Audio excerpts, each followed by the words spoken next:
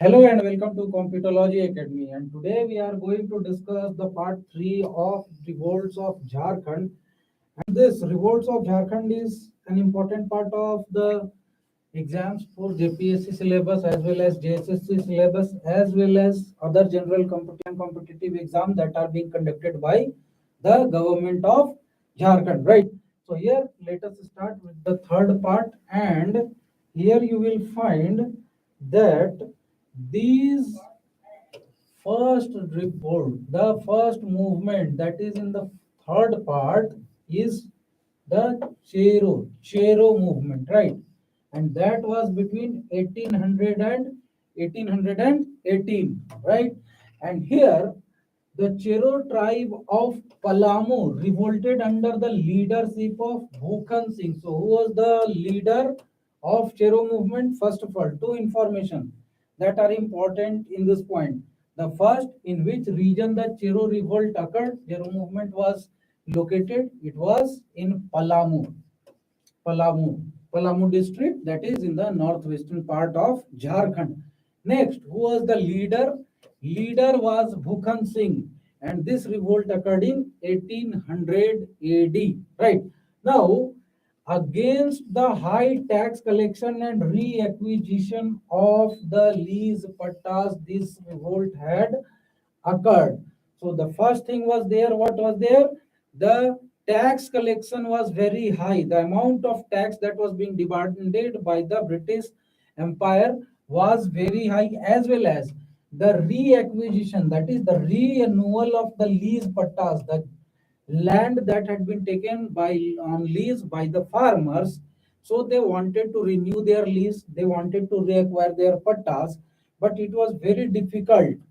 The whole procedure, the whole way of getting the renewal of the pattas was made very difficult. Various terms and conditions and other thing had been imposed on the farmers, and because of that it had become very difficult for the farmers or even the jamindars to reacquire the lease pattas. And here the Britishers resorted to the deception and manipulation. So mainly they were manipulating the whole thing to basically confiscate the land of the jamindars and the farmers. Basically, they don't wanted to renew the pattas, and for that matter, they were exaggerating the taxes. They were increasing the taxes, as well as they were manipulating the whole process of reacquiring the pattas.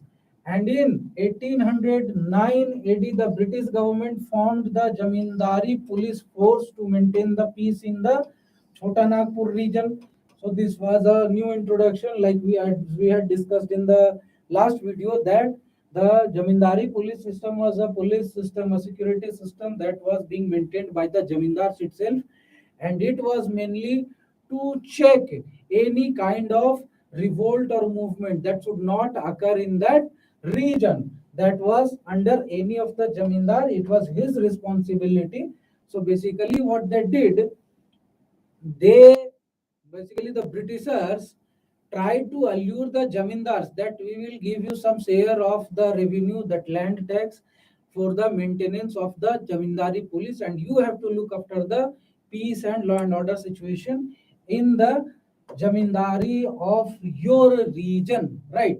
And here in 1814, under the guise of acquisition of Palamu Pargana, the British captured it. So basically, the Britishers tried to show that we are going to auction the Palamu Pargana to somebody who will be a higher bidder and who is able to pay the land revenue, because the due which the earlier possessors of the land was very high. And for that matter, they said that they will auction the Palamu Pargana, and under this guise, under the prevention that we are going to auction it, basically they did what? They captured the Palamu Pargana. Basically, they made it a part of the British Empire, right? And they gave the responsibility of the governance to King Ghanshyam Singh of Bhardev. So, after capturing the Palamu Pargana, they gave the responsibility to rule the region. To basically, they didn't use to allow anybody to rule the region. For the governance, the basic thing of the matter of the word will be that they used to give the responsibility to the tax collection to somebody who was in favor of the Britishers. So Ghanshyam Singh of Bhardev got the responsibility of the governance of Palamu region. And against this conspiracy of the Britishers in 1817, but it was also suppressed by Colonel Jones. So against this conspiracy, the revolt occurred by the Cheros in this region in 1817, but it was suppressed by Colonel Jones. So this was a conspiracy basically to confiscate the land from the tribals and the tribal rulers and the jamindars, and to give it to somebody who was in favor of the Britishers, right? Now, the Ho rebellion of 1820-21. So basically here the dates are also provided, because if there is a question to arrange the whole revolts in a chronology, basically you will get around 4 to 5 revolts, and you will have to arrange it in the order. So you should know the dates, the years of its occurrence, then only you will be in position to arrange the movements in chronology. So it took place in the Singhbhum region. Who is the tribal group which resides or which is found in the southeastern region of Jharkhand, that is Singhbhum and the Manbhum region. So here it occurred in the Singhbhum region, and it was against the exploitation of the British and the Jamindars. Basically, all the revolts during the British era were having the same reason behind them. All of them used to occur due to the eh, these exploitation and the heavy tax collection and manipulation and auction of the tribal land by the Britishers, right? So the main reason was exploitation by Raja Jagannath Singh. Here the Britishers used Raja Jagannath Singh. Basically, Raja Jagannath Singh was a person who was in favor of the Britishers because he also wanted to make some money, and for that matter, he and his collusion with Britishers. He was had sided with the Britishers, so basically he also wanted to collect more and more money. So whatever he had to submit to the British Empire, apart from that, he used to impose several other taxes also, extra taxes. So for that matter, this revolt occurred, and it was led by Major Ross in 1820-21 and Captain Wilkinson in 1837. The whole rebellion was suppressed, and this was Captain Wilkinson's expedition which suppressed the whole rebellion. After this, the Wilkinson rule, which we have already studied in the part of tribal administrative system of Jharkhand. This Wilkinson rule was basically introduced in this region, which was even later approved by the Governor General of Bengal. Right now, the Coal Rebellion of 1831-32, and it disturbed the most the Britishers. Britishers were very disturbed due to this, because this was a very that widespread and very forceful movement, and it was a revolt of Munda tribe in which the whole tribe participated openly. So basically, this was a revolt that had been collectively operated or collectively forcefully implemented by the Munda tribe and the Ho tribe. So it was not a revolt of a single tribe. So here you should remember that the coal movement was a movement in which Ho and the Munda, both the tribes, had participated. The tribes of Chota Nagpur, especially in the Singhbhum, Palamu, some parts of Manbhum, also participated enthusiastically in this revolt. So apart from Munda and the Ho tribe, other tribal groups of the Chota Nagpur region, various regions of Chota Nagpur, such as Singhbhum, Palamu, and some parts of Manbhum, also participated in this revolt enthusiastically. So this was a important fact. And the main reason was same: land related dissatisfaction, that increase in the tax, auction of the land, confiscation of the property. So such kind of the things was the main reason because of which this revolt occurred. And the important leaders, who were the important leaders of this revolt? Buddhu Bhagat, who was killed with his brother and son and 100 other followers when this revolt had been suppressed by the Britishers, right? And two other rebel leaders, Sindrai and Surga, kept on fighting till the end of the revolt when the compromise was made and when the Britishers realized that even after suppressing this revolt, it is not possible to rule this region without the support of the tribals itself. So we have to take on board them and we have to give some relaxation to these people. Only then we will be in position to rule this region, right? So these two leaders also surrendered in 1832 after the revolt had fizzled out, right?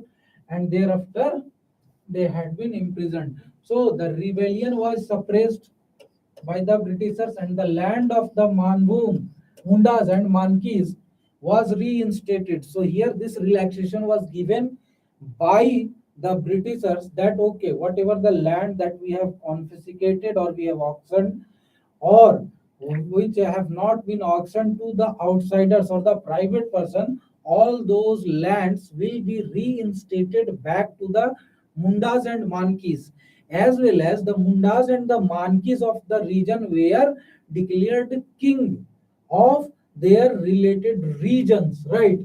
And the result of this revolt was a new province, southwest border province was formed in 1833 for the better management of the region, to maintain better rule and regulation in the region, right? And later the Mankis and the Munda system was also given the financial and judicial power that was limited. And here one more thing was that we have already seen in the administrative system of the tribals that the Mundas used to collect the tax from the tribals and they used to get a 25% commission. Thereafter, they used to submit it to the Mankis and the Mankis had to submit it to the British Empire, British administration.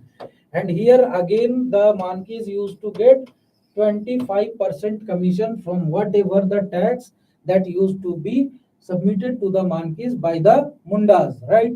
Now, come to the next rebellion, that was Bhumi's rebellion of 1832-33. So if you go on to see the dates, the timeline, then the Britishers were never able to rule this region peacefully, right? So here the of leadership of Ganga Narayan. Leadership was provided by Ganga Narayan and the influence areas were that of Birbhum and Singhbhum. The influence of this revolt was in the region of Birbhum and Singhbhum. And here the rebellion was due to the Bhumi's Garj against the Birbhum Bada Bham king, police officers, munsifs, Namak Daroga, and the other dikus. We already know what does the dikus mean, right? So here the gurge of the Bhumi's people, the gurge of the tribal people of this region was not limited to the policies of the Britishers, but there were various other factors also which were working behind this revolt and which were the king itself, the king of the region itself was one of the reason because of which the tribals were disgruntled, right? As well as the police officers, they used to always side with the extorters, that is the king and the jamindars or the dikus, munsifs, and the namakka daroga. Already the salt is a very common thing, right?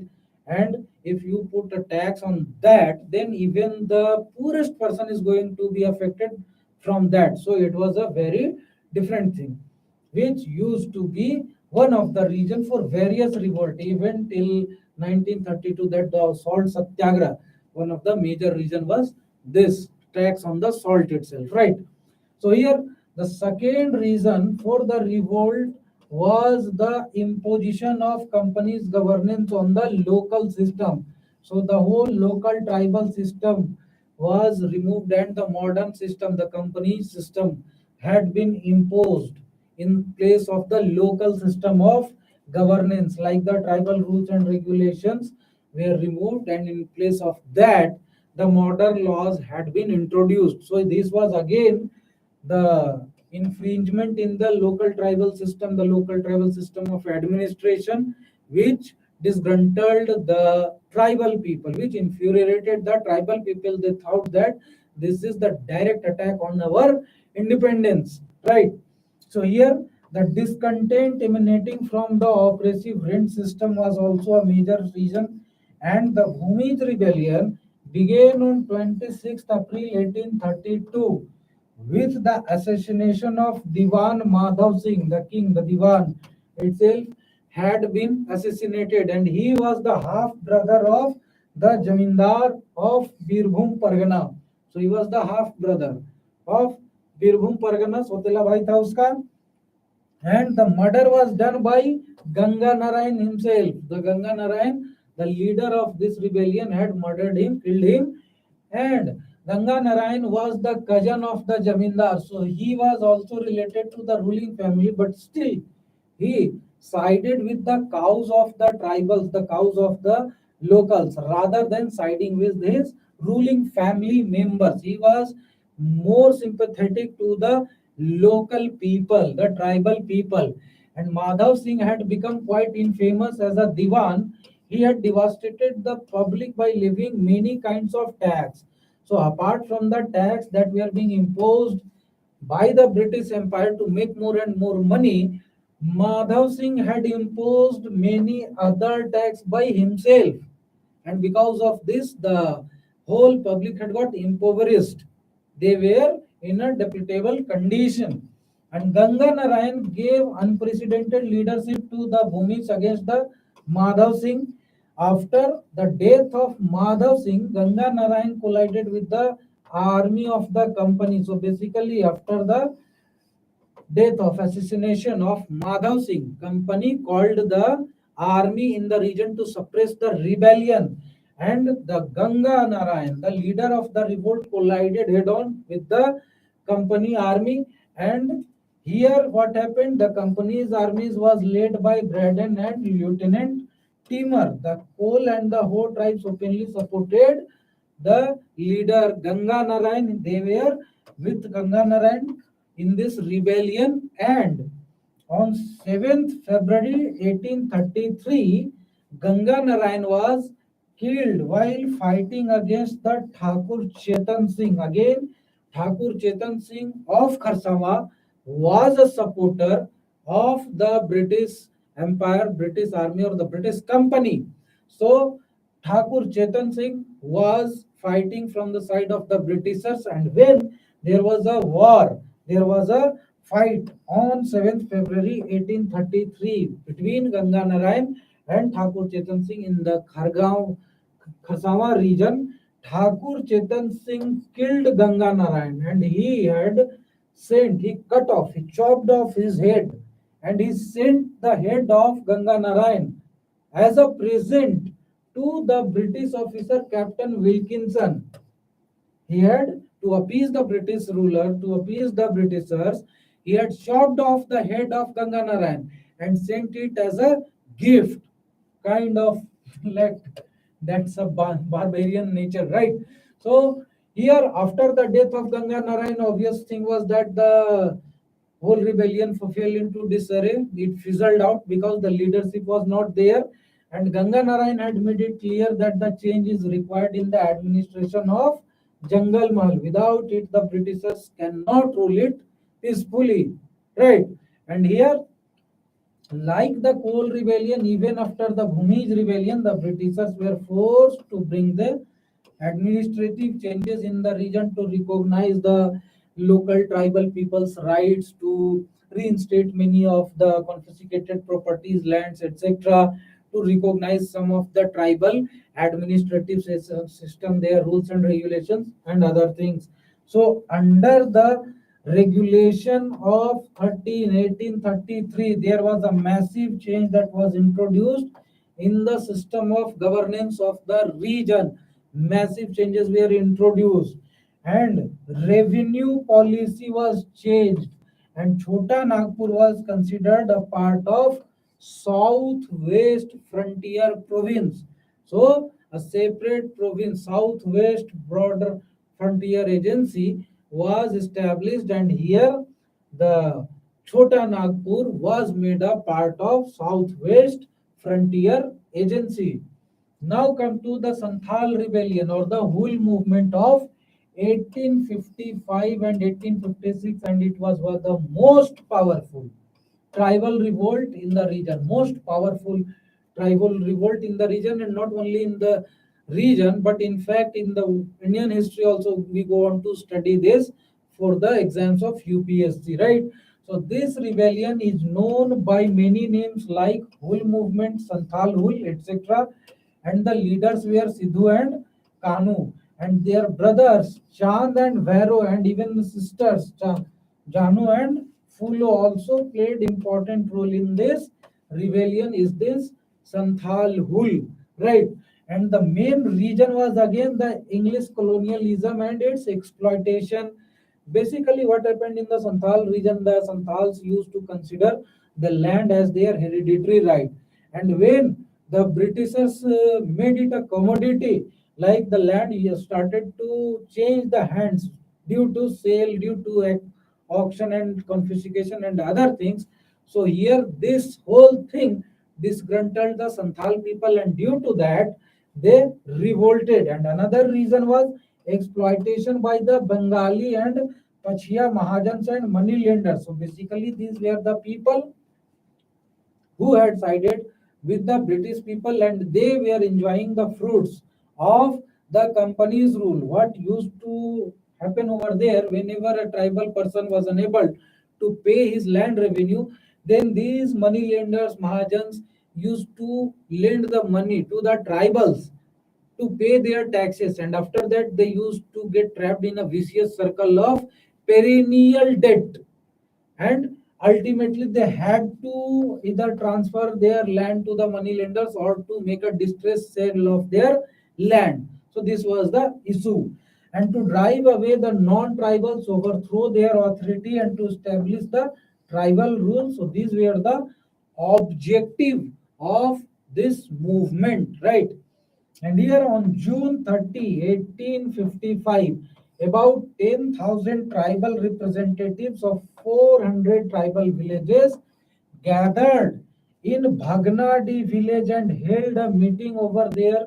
So the whole blueprint of this tribal movement had been decided at Bhagnadi, where a meeting had been convened. And thereafter what had happened here in this meeting, the slogan Apna Desh Apna Raj was given. Sidhu was elected as the king, Kanu was the minister, Chand was the administrator, and Bhairo was the commander. So the whole family member became the part of the government, right? And here on July 7th, 1855, a military contingent was sent under the leadership of General Lloyd to suppress the rebellion. So, who was active in this region? General Lloyd. And Major Barrow was defeated on July 10th, 1855 by the tribals. So, it was a great matter of shame for the tribal people, the British company, and under the leadership of Muchia Kominjale, Rama, and Sundara Manji on 16th and 17th September, about 3,000 rebels captured many police stations and villages in the Santhal Pargana region. So they had drove away the British administrative system from this region. And this was a very widespread rebellion, because you can see here the participation. Around 3,000 people had participated actively in this rebellion, right? And the districts of West remained under the occupation of the Santals for 4 months. For completely 4 months, the Santals had captured these regions, had controlled these regions, and they had run their own parallel government in this region.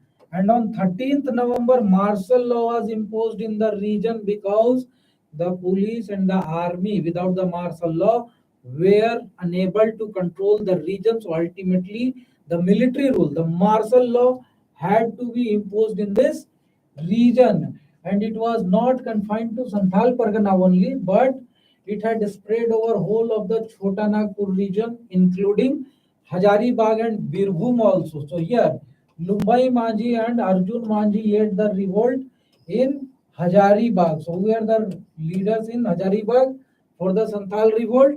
Lumbai Manjhi and Arjun Manjhi.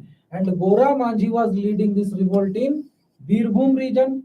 Sidhu and Kanu were hanged in Barhat, while Chand and Vero were the victims of British bullets in the War of Maheshpur. Right. So in the War of Maheshpur, Chand and Vero were martyred, while Sidhu and Kanu were hanged at Barhat after they had got captured by the British Army. And here, Captain Alexander, Lieutenant Thomas, Lieutenant Reed, these were the three British Army officials who had played a leading role in suppressing this Santhal Rebellion, right? And it is considered to be the first mass revolution of the Santhal Pargana.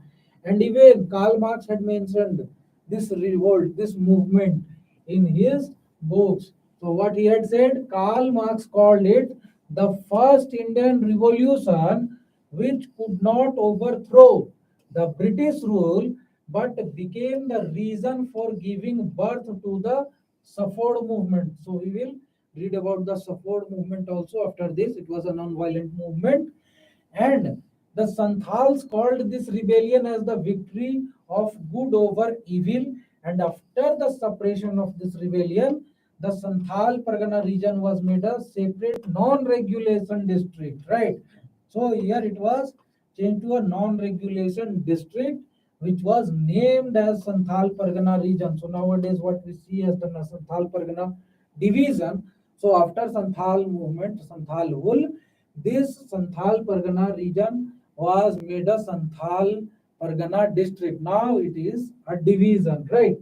So here we finish off today's discussion for the revolts of Jharkhand. This was part 3. One more part, the last part will be there, that will be discussed on tomorrow. So get back again, and if you watch the video till the end, then please consider subscribing the channel and press the bell icon to get notified whenever we upload new videos. Thank you very much. And you can also follow us on our Facebook and Instagram handle. This is our Telegram channel, and here you can also download our app from the App Store. The link is provided in the description box below, as well as the website link is also provided in the description box below, where you will find current affairs, magazines, tests, etc. Various other things. The study materials and the resources are available over there. So get back again for the next video. Thank you very much and have a nice day.